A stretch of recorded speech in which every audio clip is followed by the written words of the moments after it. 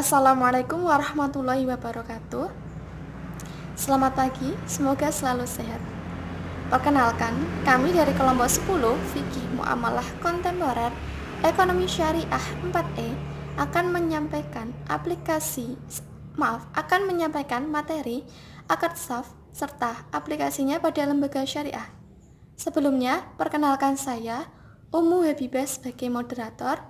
Lalu ada Hesti Bada Romi sebagai penyampai materi pertama, juga ada Khalifatun Nikmah sebagai penyampai materi kedua. Sebelum presentasi kami mulai, alangkah baiknya kita berdoa dahulu. Alaniyatus Sholifah, Al-Fatihah. Selanjutnya, materi akan disampaikan oleh Hesti Bada Romi, juga oleh Khalifatun Nikmah. Nama saya Ummu Habibah, NIM 18202100170. Di sini saya akan menyampaikan mengenai definisi saf. Definisi saf yaitu dalam Kamus Al-Mujni fi Lughah disebutkan bahwa as-saf berarti menjual uang dengan uang lainnya. Perjanjian jual beli valuta dengan valuta lainnya. Secara bebas diartikan sebagai mata uang yang dikeluarkan dengan digunakan sebagai alat pembayaran yang sah di negara. Asaf sudah dijelaskan dalam Al-Quran surah Al-Baqarah ayat 275, juga hadis-hadis yang sudah tertulis dalam makalah. Dari hadis-hadis di atas dapat dipahami bahwa hadis yang pertama dan hadis yang ketiga merupakan dalil diperbolehkannya saf dan tidak ada penambahan pada suatu barang yang sejenis.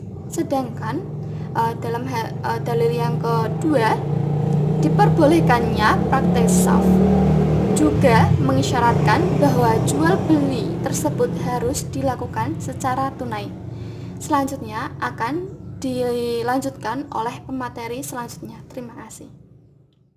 Asaf sudah dijelaskan dalam Al-Quran surah Al-Baqarah ayat 275, juga hadis-hadis yang sudah tertulis dalam makalah. Dari hadis-hadis di atas dapat dipahami bahwa hadis yang pertama dan hadis yang ketiga merupakan dalil diperbolehkannya saf dan tidak ada penambahan pada suatu barang yang sejenis. Sedangkan dalam dalil yang kedua diperbolehkannya praktek saf juga mengisyaratkan bahwa jual beli tersebut harus dilakukan secara tunai. Selanjutnya akan dilanjutkan oleh pemateri selanjutnya. Terima kasih. Yang C, rukun, syarat, dan batasan-batasan asyaf. Yang pertama rukun. Rukun dari akad syarf yang harus dipenuhi dalam transaksi ada beberapa hal, yaitu yang pertama pelaku akad, yaitu bai atau penjual. Yang kedua objek akad, yaitu sarf atau valuta, dan si'ru sarf atau nilai tukar. Yang ketiga sigot, yaitu ijab dan qabul. Yang kedua syarat. Syarat dari akad syarf yaitu yang pertama valuta atau sejenis atau tidak sejenis. Apabila sejenis harus ditukar dengan jumlah yang sama. Apabila tidak sejenis, pertukaran dilakukan sesuai dengan nilai tukar. Yang kedua waktu penyerahan atau spot. Yang ketiga batasan-batasan. Batasan-batasan dilakukannya asyaf. Yang pertama, motif pertukaran adalah dalam rangka mendukung transaksi komersil, yaitu transaksi perdagangan barang dan jasa antar bangsa, bukan dalam rangka spekulasi. 2. Transaksi berjangka harus dilakukan dengan pihak-pihak yang diyakini mampu menyediakan valuta asing yang dipertukarkan. Selanjutnya ada D. Aplikasi syarf pada lembaga.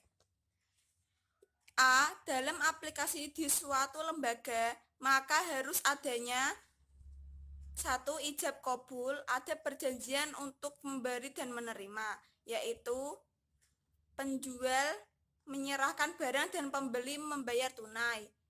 Ijab kabulnya dilakukan dengan lisan, tulisan, dan utusan.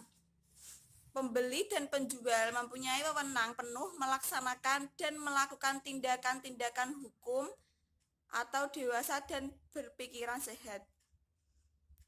Memenuhi syarat menjadi objek transaksi jual beli yaitu: yang pertama, suci barangnya, bukan najis. Yang kedua, dapat dimanfaatkan. Yang ketiga, dapat diserah terimakan. Yang keempat, jelas barang dan harganya. Yang kelima, dijual oleh pemiliknya sendiri atau kuasanya atas izin pemiliknya.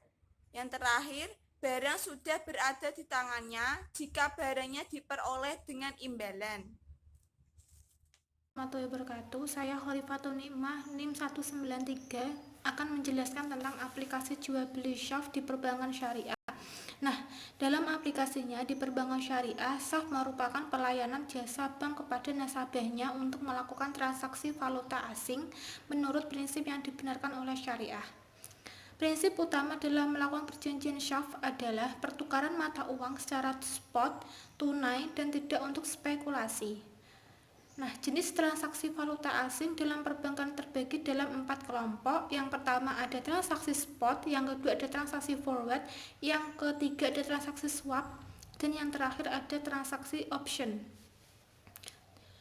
Nah, selanjutnya syarat yang harus dipenuhi untuk melakukan transaksi SHAF adalah bila mata uang sejenis maka nilai nominalnya harus sama dan tunai.